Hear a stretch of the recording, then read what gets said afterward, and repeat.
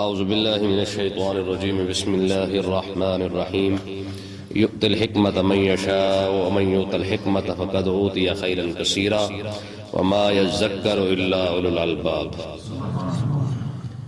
صدقہ اور خیرات کی بات چل رہی ہے۔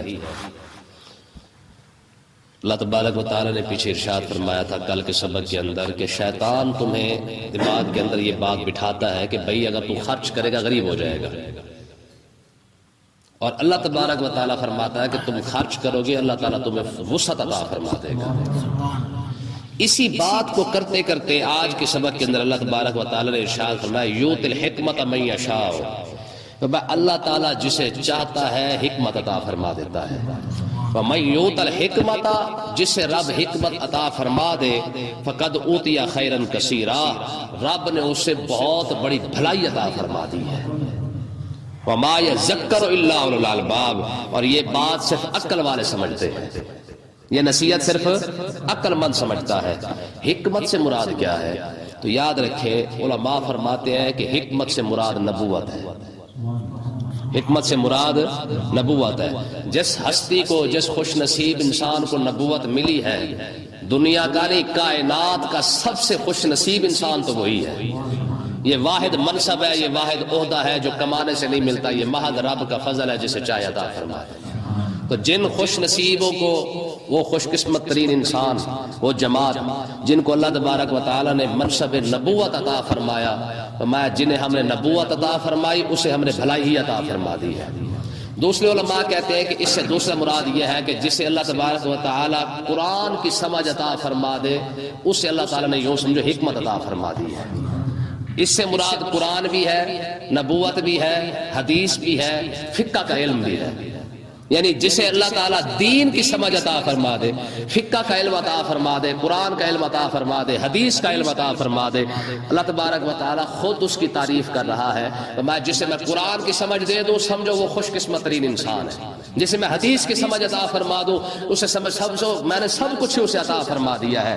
تو اب آپ سوچیں رب جس بندے کو قرآن سکھا دے رب اس کی تعریف کر رہا ہے، اور لوگ کہتے ہیں جی نہیں دنیا دار سیکھ لے گے تو یہ زیادہ کامیابی ہے، رب فرما رہا ہے قرآن سیکھ لو یہ زیادہ کامیابی ہے۔ بات سمجھے کہ نہیں ہے؟ تو دیکھیں یہ کتنی بڑی بات ہے۔ ایک حدیثوں کی کتابوں کے اندر نا گتے کے اوپر یہ حدیث پاک لکھی ہوتی ہے کہ من یرد اللہ بہ خیرا یفقہہ فی الدین، رب جس کے ساتھ بھلا کرنا چاہتا ہے یفقہہ فی الدین، اسے اپنے دین کی سمجھ عطا فرماتا ہے۔ یار رب جس کے ساتھ بھلا کر دے پیچھے بچ کیا گیا ہے؟ یہ رب جس کے ساتھ بھلا کر دے اس کے ساتھ کرتا کیا ہے؟ لوگ سمجھتے ہیں جی ہمارے پاس یہ بڑی بڑی کوٹھیوں پر، بڑی بڑی اچھی گاڑیوں پر لکھا ہوتا ہے ھذا من فضل ربی، ماشاءاللہ سبحان اللہ، یہ سارا کچھ لکھا ہوتا ہے نا، سب کچھ لوگ لکھتے ہیں کہ وہ سمجھتے ہیں یہ رب کا فضل ہے، اچھی کوٹھی کا، اچھی کار کا مل جانا۔ ہمارے عالم دین تھے فوت ہوئے، ابھی پرانے بابے تھے اسی لاہور کے اندر، ان کے مریدوں نے نا ان کو کہا بابا جی آپ نے ساری زندگی دین کی خدمت کی ہے، ہم آپ کو گھر بنا دیتے ہیں۔ تو اسی ٹھوکر نیاز بے کے پیچھے جو اسکیمیں ہیں نا وہاں پہ انہوں نے بڑی اچھی کوٹھی بنا کے دی۔ تو وہ نا گیٹ کے باہر بیٹھ کے نا رو رہے تھے، گیٹ کے باہر بیٹھ کے۔ تو استاد ایک ہمارے استاد ہے وہ وہاں سے گزرے تو انہوں نے کہا حضرت خیریت ہے؟ کوٹھی کے باہر بیٹھ کے، گیٹ کے باہر بیٹھ کے رو رہے ہیں، خیریت تو ہے؟ تو وہ فرمانے لگے یار مجھے ڈر لگتا ہے کہیں میری دین کی خدمت کا صلہ رب نے مجھے یہی تو نہیں دے دیا کہ ٹھیک ہے بھائی تو نے دین کا کام کیا تھا تجھے کوٹھی مل گئی بس، کہ اس بات سے ڈر لگ رہا ہے۔ لوگ اچھی کوٹھی، اچھا کاروبار، اچھے رزق کو، اچھی چیزوں کو، زمینوں کو، جائیداد کو، پراپرٹی کو، ان چیزوں کو سمجھتے کہ یہ رب کا فضل ہے۔ رب اس کو فضل نہیں کہتا، رب فرماتا ہے جسے میں قرآن کا علم عطا فرما دوں فضل تو میں نے اس پر فرمایا ہے، جسے میں نے دین کی سمجھ عطا فرما دی ہے فضل تو اس پر ہو گیا نا۔ دیکھیں نا جی فضل اس سے بڑا فضل اور کیا ہو سکتا ہے؟ جسے رب قرآن کا علم دے دے، جب قیام دنیا کے سے جائے گا قبر کے اندر گیا تو قرآن کی برکت سے اللہ تعالیٰ اس کی قبر کو جو ہے وہ جنت کا باغ بنا دے گا۔ قیامت کا دن آئے گا حافظ قرآن کی پھر وکری شان ہوگی، جنت میں جاتے ہوئے وہ 10-15 بندے 20 بندے پھر ساتھ لے کے گیا، کامیابی تو اس کو ملی ہے، اس کو کون سی کامیابی ملی جس نے 10 ملیں بنا لی ہیں؟ کیوں جی؟ ہاں فرمایا من یؤت الحکمت فقد اوتی خیرا کثیرا، جسے ہم نے دین کی سمجھ عطا فرما دی اسے تو ہم نے بھلائی عطا فرمائی ہے۔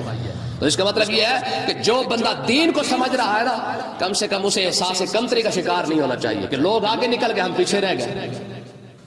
ہوتا کہ نہیں ہوتا؟ لوگ آگے نکل کے ہم پیچھے رہ گئے۔ میں بار بار میں ایک دوست کے ساتھ جا رہا تھا، یہی بات چلی ہے، میں نے کہا مجھے ایک ایمانداری سے بتا، مارکیٹ کا اصول ہے کہ جو چیز کم ہوتی ہے اس کی قیمت بڑھ جاتی ہے، ایسے نا، جو چیز کم ہو جائے گی اس کی قیمت بڑھ جائے گی۔ ہم مارکیٹ میں کھڑے تھے، میں کہ مجھے ایمانداری سے بتا پوری مارکیٹ کے اندر عالم کتنے ہیں؟ ٹھیک ہے، کتنے عالم کھڑے ہوئے پوری مارکیٹ کے اندر؟ کہے جی کوئی بھی نہیں۔ میں کہ اس وقت میں کھڑا ہوں؟ کہ ہاں جی کھڑے۔ میں نے کہا پھر تجھے یہ ماننا پڑے گا اس وقت سب سے بڑا قیمتی میں ہوں۔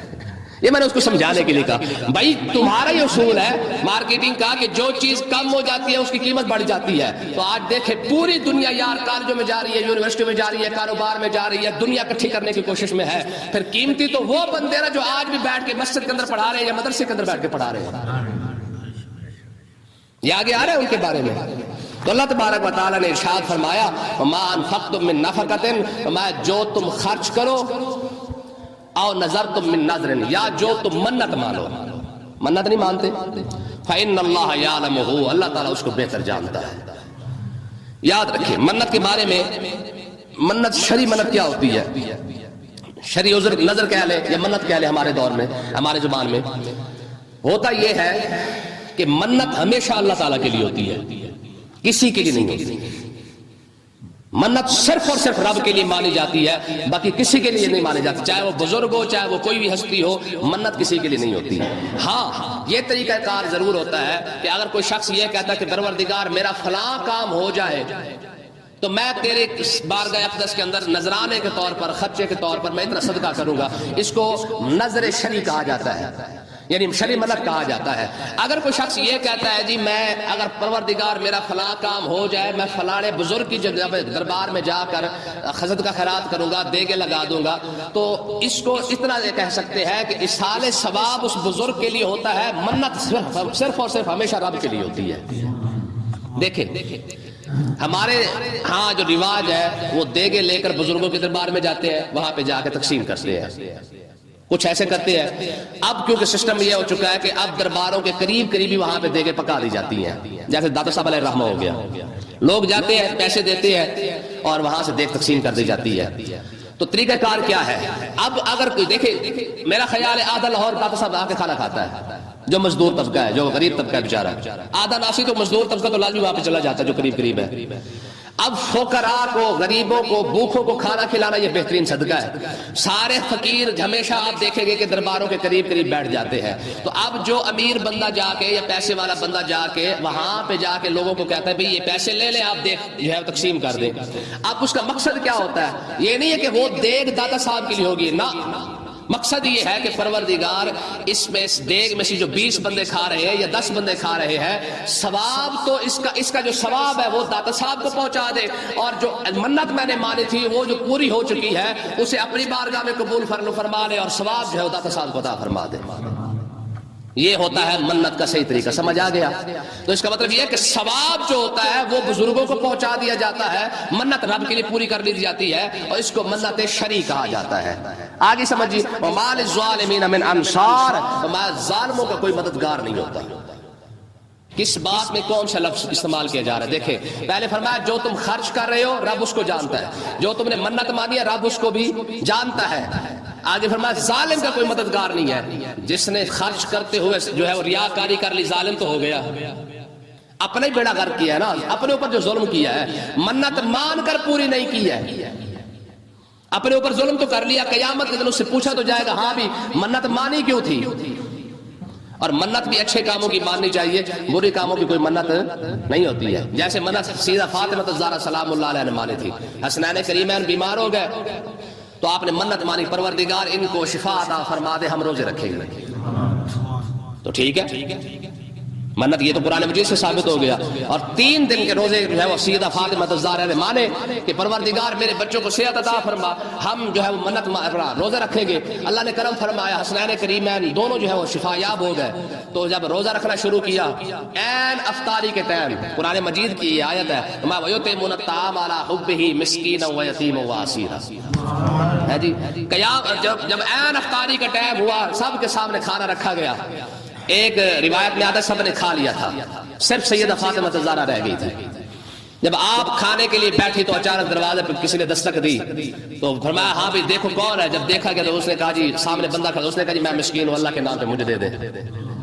کھانا اتنا تھا, آپ نے فرمایا ٹھیک ہے یہ اٹھا کے اس کو دے دو. اپنا کھانا اٹھا کے دے دیا. ٹھیک ہے, دوسرا روزہ رکھا, افطاری کا ٹائم آیا, آگے کھڑا ہو, یتیم کھڑا ہوا تھا. سیدہ فاطمہ الزہرا کے کھانے کا ہی ٹائم تھا, آپ نے وہ کھانا اٹھا کے بھی اس کو دے دیا یتیم کو. تیسرا دن آیا تو ایک قیدی کھڑا ہوا تھا. بات سمجھ آ رہی ہے؟ تیسرے دن قیدی کو اٹھا کے کھانا عطا فرما دیا. سیدہ فاطمہ الزہرا نے یہ منت کے 3 روزوں کی جو افطاری ہے وہ ایسے ہی کی ہے پانی کے ساتھ. جب ایسے کی نا تو اسی طریقے پر جو قرآن کی آیت نازل ہوئی, وَيُطْعِمُونَ الطَّعَامَ عَلَىٰ حُبِّهِ مِسْكِينًا وَيَتِيمًا وَأَسِيرًا إِنَّمَا نُطْعِمُكُمْ لِوَجْهِ اللَّهِ لَا نُرِيدُ مِنكُمْ جَزَاءً وَلَا شَكُورًا. یہ وہ لوگ ہیں جو روزہ رکھتے ہیں تو ان کے روزے رکھنے کا, منت ماننے کا جو مقصد ہوتا ہے وہ صرف اور صرف یہ ہے, انما نطعمکم لوجہ اللہ, کہ پروردگار تو راضی ہو جائے. لا نريد منکم جزاء ولا شکورا. ان کا مقصد نہ تو کسی سے شکریہ ادا لینا ہوتا ہے کہ میں نے فقیر کو روٹی دی شکریہ ادا کر جائے گا, ٹھیک ہے نا جی. تو کہنے کا مقصد یہ ہے کہ جس بندے نے اپنا صدقہ خراب کر دیا ہے ریاکاری کر کے, دکھاوا کر کے, اس نے تو اپنے آپ پر ظلم کر لیا ہے. اچھا اب دیکھیں اگلی آیت کے اندر اللہ تبارک و تعالیٰ نے دکھا کر دینے کو بھی بیان فرمایا ہے. میں ان تبدوا الصدقات فنعما ہی, اگر تم اپنے صدقات دکھا کر دو فنعما ہی, یہ بھی بہتر ہے. پیچھے منع کیا گیا ہے کہ ریاکاری نہیں ہونی چاہیے, دکھاوا نہیں ہونا چاہیے. اب فرمایا جا رہا ہے فنعما ہی, دکھا کر دو یہ بھی اچھا ہے. مطلب یہ ہے کہ دکھانے کا مقصد یہ نہیں ہونا چاہیے کہ لوگ سمجھے کہ یار یہ بہت بڑا جناب سخی ہے اور بہت بڑا چودھری ہے, جناب بڑی دیگے اس نے اتار دی ہے. دکھانے کا مقصد یہ ہو کہ پروردگار میں اس لیے دکھا کے دے رہا ہوں کہ میرا دیکھا دیکھی کوئی اور بندہ بھی اس جنت کے اندر شامل ہو جائے گا. یہی وجہ ہے کہ آقا علیہ الصلوۃ والسلام نے فرمایا نا, ہاں بھائی جہاد میں جانا ہے, تبوک کے اندر جانا ہے, اپنے صدقات لے کے آؤ. صدیق اکبر سارا گھر اٹھا کے سارے مدینے کے سامنے لائے. فاروق اعظم آدھا گھر اٹھا کے لے آئے. عثمان غنی کھڑے ہوئے, کہا جی بھرے مجلس کے اندر کہا جی میں 100 گھوڑے دیتا ہوں. حضور نے فرمایا اور کوئی کھڑا ہو, پھر کھڑے ہو گئے جی یا رسول اللہ 100 اونٹ بھی دیتا ہوں. ٹھیک ہے, حضور نے فرمایا اور کوئی کھڑا ہو جائے, کوئی اور دے. عرض کی یا رسول اللہ 10,000 روپیہ بھی دیتا ہوں. تو اس کا مطلب کیا ہے؟ اس کا مطلب یہ ہے کہ دکھا کر دینا غلط نہیں ہے, ہاں پر نیت بندہ اپنے ٹھیک رکھے کہ دے کس نیت سے رہا ہے.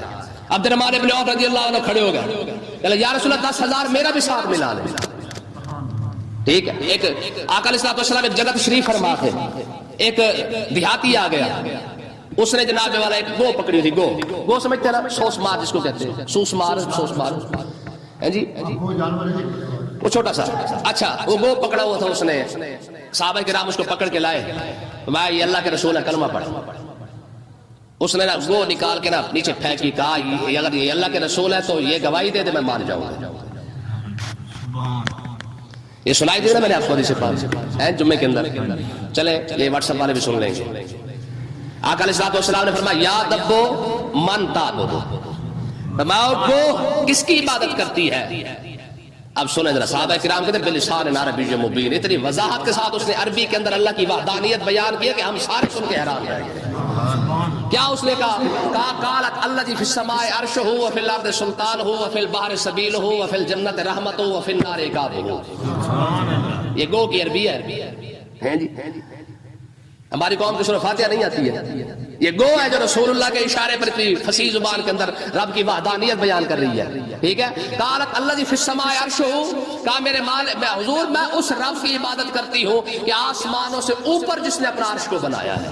وفی الارض سلطان ہو، زمین میں جس کی بادشاہی کا سکہ بیٹھا ہوا ہے، وفی البحر سبیل ہو، بڑے بڑے جہاز جو چپ کر کے آرام کے ساتھ جو سمندروں کے اندر چلا دیتا ہے، میں اس ذات کی عبادت کرتی ہوں۔ وفی الجنت رحمت ہو، جنت کے اندر جس کی مزے مزے رحمت رحمت ہے، وفی النار عذاب ہو، اور فی النار او فی النار عقاب ہو، یا جہنم کے اندر جس کی عذاب کا مظہر ہے، جنت جس کے جو ہے وہ کرم کا مظہر ہے، میں اس ذات کی عبادت کرتی ہوں۔ سارے صحابہ سن رہے ہیں، آقا علیہ السلام نے فرمایا یا دبو منانا، میں کون ہوں؟ ہے جی، قالت انت رسول رب العالمین و خاتم النبیین قد افلح من صدقک و قد خاب من کذبک۔ انہوں نے کہا یا رسول اللہ، آپ انت رسول رب العالمین، آپ تو رب العالمین کے رسول ہیں، و خاتم النبیین، آپ خاتم النبیین بھی ہیں۔ ہے جی، کانے کو سمجھ نہیں آئی نا، اور کانے کے یاروں کو سمجھ نہیں آئی، دو کو بھی ختم نبوت کا مسئلہ سمجھ آ گیا یار۔ گٹر کے اندر مرنے والا ایسے ہی ہوتا ہے نا، کانا گٹر کے اندر مرا تھا، آپ کو پتا ہے؟ نبی کے لیے ضروری ہے جہاں نبی کا وصال ہو وہیں پر نبی جو ہے وہ ان کی قبر مبارک بنائی جاتی ہے، پھر گٹر کے اندر بنائے نا کانے کی قبر، سمجھ آئی نا؟ یہ تو نبوت کا اصول ہے، کانے کی قبر بھی تو گٹر کے اندر بناؤ نا، باتھ روم کے اندر۔ تو اس نے کہا یا رسول رب العالمین، یا رسول رب العالمین و خاتم النبیین، حضور آپ تو اللہ کے رسول ہیں اور آپ ختم نبوت کے تاجدار ہیں، ٹھیک ہے؟ قد افلح من صدقک، یا کمال دیکھیں اس کا، کہہ لیں حضور جو آپ کے ساتھ لگ گیا کامیاب ہو گیا، وقد خاب من کذبک، جس نے آپ کو چھوڑ دیا ذلیل ہو گیا۔ کتنا بڑا فلسفہ قیامت کے لیے بیان نہیں کر دیا اس دو نے۔ اس کا مطلب یہ دو بھی جانتی ہے کہ جو رسول اللہ کی بارگاہ میں حاضر ہو گیا وہ کامیاب ہے۔ علامہ اقبال کہتے تھے بمصطفیٰ برا ساخیش را کے دی ہما اوست، اگر باون رسیدی تمام بولا بیشت۔ ماں تمہیں پتہ ہی کوئی نہیں ہے کہ دین کس چیز کا نام ہے، کہا بمصطفیٰ برا ساخیش را کے دی ہما اوست، ہمارا رسول اللہ کی بارگاہ میں پہنچنے کا نام ہی تو دین ہے، اگر باون رسیدی تمام بولا بیشت۔ جتنا مرضی عالم بندہ ہو، جتنا مرضی اپنے آپ کو سب کو سمجھتا ہو، جو رسول اللہ تک نہیں پہنچ سکا وہ ابو لہب تو بن سکتا ہے، صدیق اکبر نہیں بن سکتا۔ ٹھیک ہے نا جی؟ تو اللہ تعالیٰ جو ہمیں یہ سمجھنے کی توفیق عطا فرمائے۔ کیا فرمایا؟ ان تم صدقات فنعما ہی، فرمایا کہ اگر تم صدقات دکھا کر بھی دو فنعما ہی، رب نے تعریف کی ہے، فرمایا یہ بھی اچھی بات ہے۔ وَإِن تُخْفُوهَا وَتُؤْتُوهَا الْفُقَرَاءَ، فرمایا کہ اگر تم چھپا کر دو فَهُوَ خَيْرٌ لَكُمْ، یہ بھی اچھی بات ہے۔ تو اس پر علماء نے وضاحت کی ہے کہ کون سا صدقہ دکھا کر دینا چاہیے اور کون سا صدقہ چھپا کر دینا چاہیے۔ فرماتے ہیں وہ صدقہ جو تم پر فرض ہے، زکوٰۃ اور عشر ہے تو صدقہ نا، فرمایا یہ صدقہ دکھا کر دو تاکہ لوگ بھی گواہ ہو جائے کہ اس نے اپنا فرض ادا کر دیا ہے اور اللہ کی بارگاہ میں قبول بھی ہو جائے۔ ٹھیک ہے، تو فرض ادا کرتے ہوئے یعنی زکوٰۃ اور عشر ادا کرتے ہوئے دکھا کر دینا یہ جائز ہے، باقی جتنے نفلی صدقات ہیں ان کو چھپا کر دینا یہ زیادہ بہتر ہے۔ فرمایا وَيُكَفِّرْ عَنْكُم مِّن سَيِّئَاتِكُم، اللہ تبارک و تعالیٰ نے ارشاد فرمایا کہ تم صدقہ دو، رب تمہارے گناہوں کو مٹا دے گا، وہ تمہارے گناہوں کو مٹا دے گا۔ وَاللَّهُ بِمَا تَعْمَلُونَ خَبِيرٌ، فرمایا اللہ تعالیٰ بہتر جانتا ہے، وہ خبردار ہے، اسے پتہ ہے کہ تم کیا کر رہے ہو، اسے پتہ ہے تم کیا کر رہے ہو۔ اللہ تعالیٰ سمجھنے کی توفیق۔ اعوذ باللہ من الشیطان الرجیم، بسم اللہ الرحمن الرحیم۔ یؤتی الحکمت من یشاء ومن یؤت الحکمت فقد اوتی خیرا کثیرا وما یذکر الا اولو الالباب۔ صدقہ اور خیرات کی بات چل رہی ہے۔ اللہ تبارک و تعالیٰ نے پیچھے ارشاد فرمایا تھا کل کے سبق کے اندر کہ شیطان تمہیں دماغ کے اندر یہ بات بٹھاتا ہے کہ بھئی اگر تو خرچ کرے گا غریب ہو جائے گا، اور اللہ تبارک و تعالیٰ فرماتا ہے کہ تم خرچ کرو گے اللہ تعالیٰ تمہیں وسعت عطا فرما دے گا۔ اسی بات کو کرتے کرتے آج کے سبق کے اندر اللہ تبارک و تعالیٰ نے ارشاد فرمایا یؤتی الحکمت من یشاء، اللہ تعالیٰ جسے چاہتا ہے حکمت عطا فرما دیتا ہے۔ وَمَن یؤت الحکمت، جسے رب حکمت عطا فرما دے، فقد اوتی خیرا کثیرا، رب نے اسے بہت بڑی بھلائی عطا فرما دی ہے۔ وَمَا يَذَّكَّرُ إِلَّا أُولُو الْأَلْبَابِ، اور یہ بات صرف عقل والے سمجھتے ہیں، یہ نصیحت صرف عقل مند سمجھتا ہے۔ حکمت سے مراد کیا ہے؟ تو یاد رکھیں علماء فرماتے ہیں کہ حکمت سے مراد نبوت ہے، حکمت سے مراد نبوت ہے۔ جس ہستی کو، جس خوش نصیب انسان کو نبوت ملی ہے، دنیا کا نہیں کائنات کا سب سے خوش نصیب انسان تو وہی ہے۔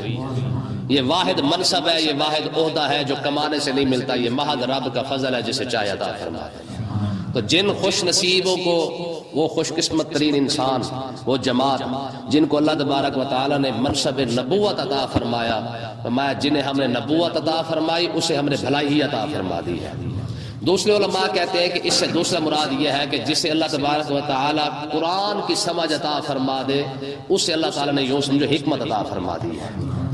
اس سے مراد قرآن بھی ہے، نبوت بھی ہے، حدیث بھی ہے، فقہ کا علم بھی ہے۔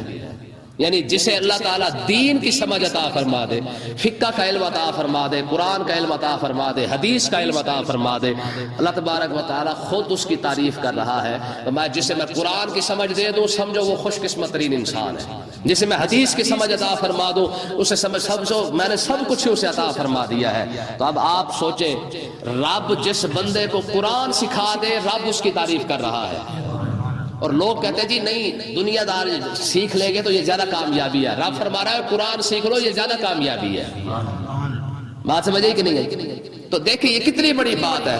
ایک حدیثوں کی کتابوں کے اندر نا گتے کے اوپر یہ حدیث پاک لکھی ہوتی ہے کہ من یرد اللہ بہ خیرا یفقہہ فی الدین، رب جس کے ساتھ بھلا کرنا چاہتا ہے یفقہہ فی الدین، اسے اپنے دین کی سمجھ عطا فرماتا ہے۔ یار رب جس کے ساتھ بھلا کر دے پیچھے بچ کیا گیا ہے؟ یہ رب جس کے ساتھ بھلا کر دے اس کے ساتھ کرتا کیا ہے؟ لوگ سمجھتے ہیں جی ہمارے پاس یہ بڑی بڑی کوٹھیوں پر بڑی بڑی اچھی گاڑیوں پر لکھا ہوتا ہے ھذا من فضل ربی، ماشاءاللہ سبحان اللہ، یہ سارا کچھ لکھا ہوتا ہے نا، سب کچھ لوگ لکھتے ہیں کہ وہ سمجھتے ہیں یہ رب کا فضل ہے، اچھی کوٹھی کا اچھی کار کا مل جانا۔ ہمارے عالم دین تھے فوت ہوئے ابھی پرانے بابے تھے اسی لاہور کے اندر، ان کے مریدوں نے نا ان کو کہا بابا جی آپ نے ساری زندگی دین کی خدمت کی ہے، ہم آپ کو گھر بنا دیتے ہیں۔ تو اسی ٹھوکر نیاز بے کے پیچھے جو اسکیمیں ہیں نا وہاں پہ انہوں نے بڑی اچھی کوٹھی بنا کے دی۔ تو وہ نا گیٹ کے باہر بیٹھ کے نا رو رہے تھے، گیٹ کے باہر بیٹھ کے۔ تو استاد ایک ہمارے استاد ہے وہ وہاں سے گزرے تو انہوں نے کہا حضرت خیریت ہے؟ کوٹھی کے باہر بیٹھ کے گیٹ کے باہر بیٹھ کے رو رہے ہیں، خیریت تو ہے؟ تو وہ فرمانے لگے یار مجھے ڈر لگتا ہے کہیں میری دین کی خدمت کا صلہ رب نے مجھے یہی تو نہیں دے دیا کہ ٹھیک ہے بھائی تو نے دین کا کام کیا تھا تجھے کوٹھی مل گئی بس۔ اس بات سے ڈر لگ رہا ہے۔ لوگ اچھی کوٹھی، اچھا کاروبار، اچھے رزق کو، اچھی چیزوں کو، زمینوں کو، جائیداد کو، پراپرٹی کو، ان چیزوں کو سمجھتے کہ یہ رب کا فضل ہے۔ رب اس کو فضل نہیں کہتا، رب فرماتا ہے جسے میں قرآن کا علم عطا فرما دوں فضل تو میں نے اس پر فرمایا ہے، جسے میں نے دین کی سمجھ عطا فرما دی ہے فضل تو اس پر ہو گیا نا۔ دیکھیں نا جی فضل اس سے بڑا فضل اور کیا ہو سکتا ہے؟ جسے رب قرآن کا علم دے دے، جب قیام دنیا کے سے جائے گا قبر کے اندر گیا تو قرآن کی برکت سے اللہ تعالیٰ اس کی قبر کو جو ہے وہ جنت کا باغ بنا دے گا۔ قیامت کا دن آئے گا حافظ قرآن کی پھر وکھری شان ہوگی، جنت میں جاتے ہوئے وہ 10-15 بندے 20 بندے پھر ساتھ لے کے گیا، کامیابی تو اس کو ملی ہے، اس کو کون سی کامیابی ملی جس نے 10 ملیں بنا لی ہیں؟ کیوں جی؟ ہاں فرمایا من یؤت الحکمت فقد اوتی خیرا کثیرا، جسے ہم نے دین کی سمجھ عطا فرما دی اسے تو ہم نے بھلائی عطا فرمائی ہے۔ تو اس کا مطلب یہ ہے کہ جو بندہ دین کو سمجھ رہا ہے نا کم سے کم اسے احساس کمتری کا شکار نہیں ہونا چاہیے کہ لوگ آگے نکل گئے ہم پیچھے رہ گئے۔ ہوتا ہے کہ نہیں ہوتا؟ لوگ آگے نکل گئے ہم پیچھے رہ گئے۔ میں بار بار میں ایک دوست کے ساتھ جا رہا تھا یہی بات چلی ہے، میں نے کہا مجھے ایک ایمانداری سے بتا، مارکیٹ کا اصول ہے کہ جو چیز کم ہوتی ہے اس کی قیمت بڑھ جاتی ہے، ایسی ہے نا؟ جو چیز کم ہو جائے گی اس کی قیمت بڑھ جائے گی۔ ہم مارکیٹ میں کھڑے تھے، میں کہ مجھے ایمانداری سے بتا پوری مارکیٹ کے اندر عالم کتنے ہیں؟ ٹھیک ہے کتنے عالم کھڑے ہوئے پوری مارکیٹ کے اندر؟ کہہ رہے جی کوئی بھی نہیں۔ میں کہ اس وقت میں کھڑا ہوں؟ کہہ رہے ہاں جی کھڑے۔ میں نے کہا پھر تجھے یہ ماننا پڑے گا اس وقت سب سے بڑا قیمتی میں ہوں۔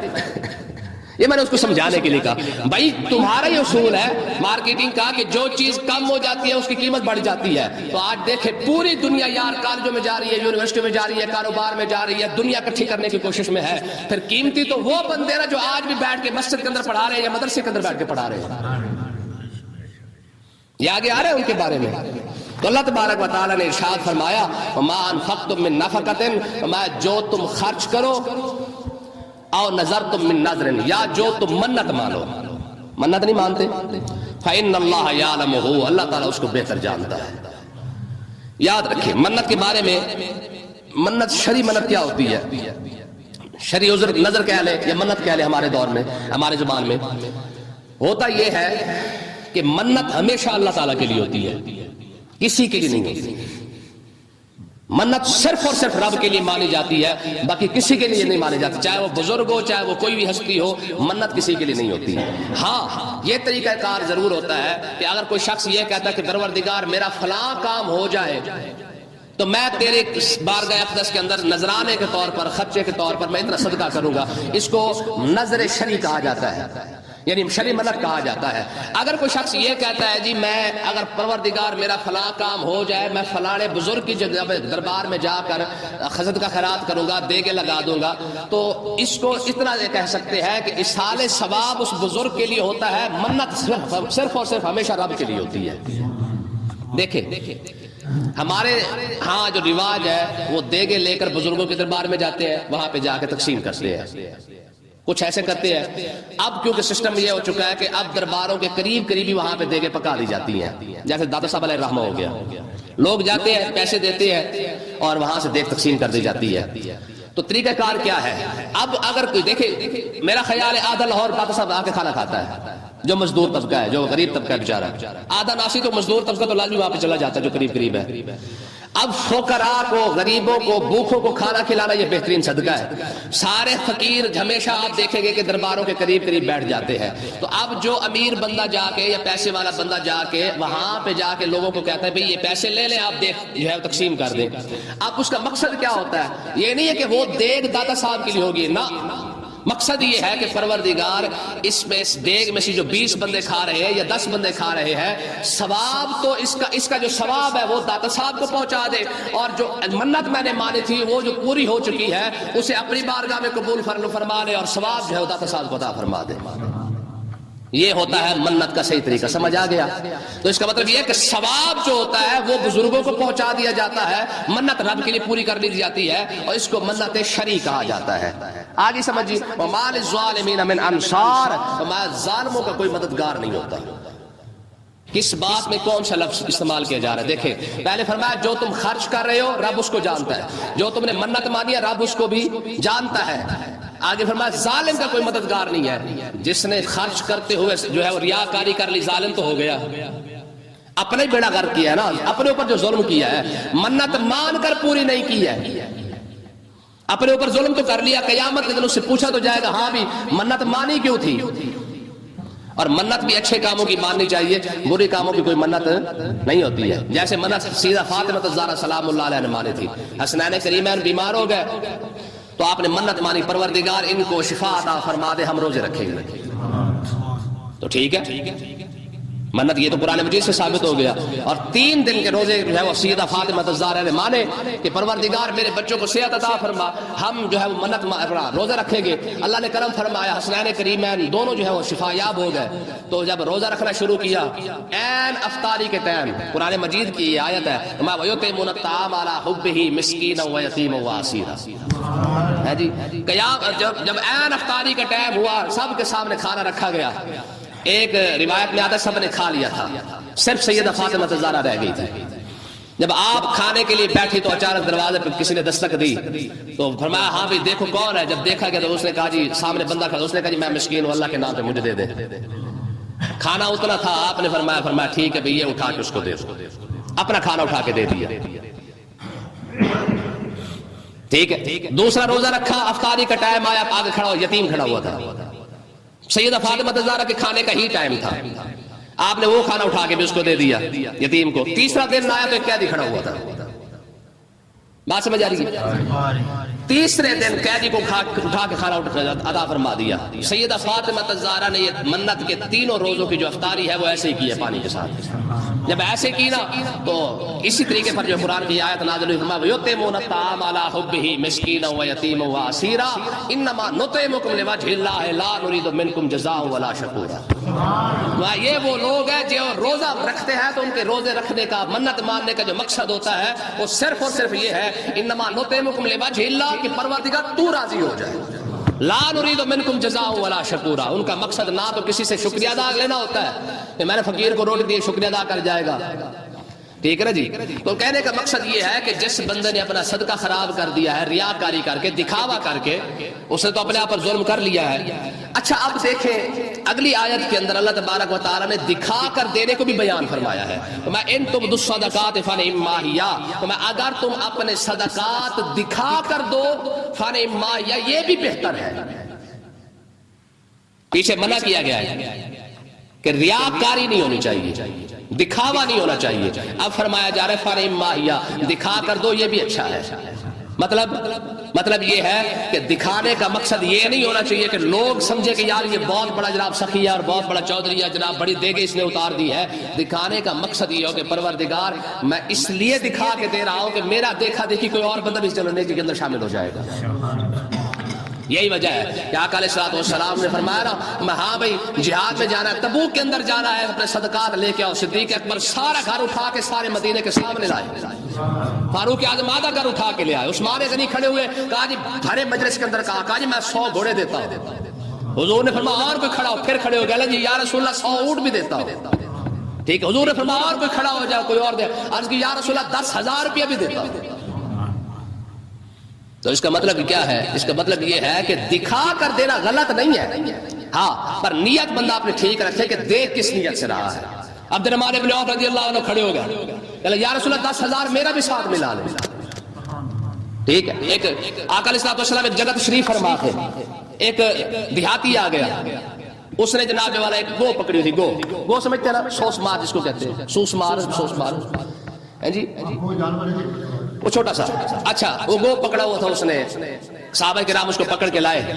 میں یہ اللہ کے رسول ہے کلمہ پڑھ. اس نے نا گو نکال کے نا نیچے پھینکی، کہا اگر یہ اللہ کے رسول ہے تو یہ گواہی دے دے میں مان جاؤں گا. یہ سنائی دے رہا میں نے آپ کو حدیث پاک ہے جمعے کے اندر. چلے یہ واٹس ایپ والے بھی سن لیں گے. آقا علیہ الصلوۃ والسلام نے فرمایا یا دبو من تعبدو، فرمایا کو کس کی عبادت کرتی ہے. اب سنیں ذرا، صحابہ کرام کہتے ہیں بلسان عربی مبین، اتنی وضاحت کے ساتھ اس نے عربی کے اندر اللہ کی وحدانیت بیان کی کہ ہم سارے سن کے حیران رہ گئے. کیا اس نے کہا قالت الذی فی السماء عرشہ وفی الارض سلطانہ وفی البحر سبیلہ وفی الجنۃ رحمتہ وفی النار عقابہ. یہ گو کی عربی ہے جی. ہماری قوم کو سورہ فاتحہ نہیں آتی ہے.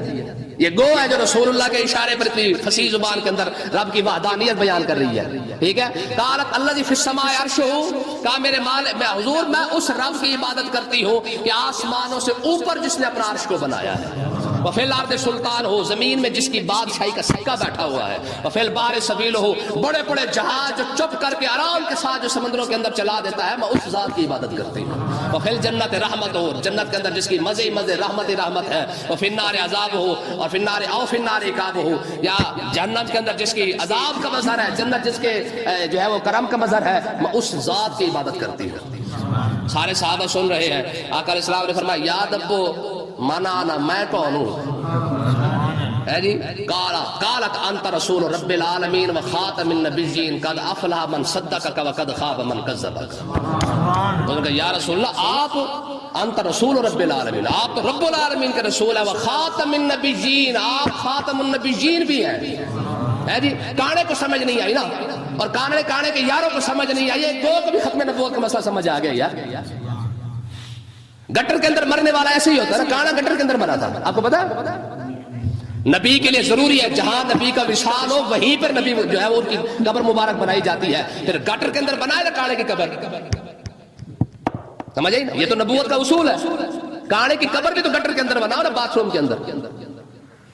تو اس نے کہا یا رسول رب العالمین، یا رسول رب العالمین و خاتم النبیین، حضور آپ تو اللہ کے رسول ہیں اور آپ ختم نبوت کے تاجدار ہیں.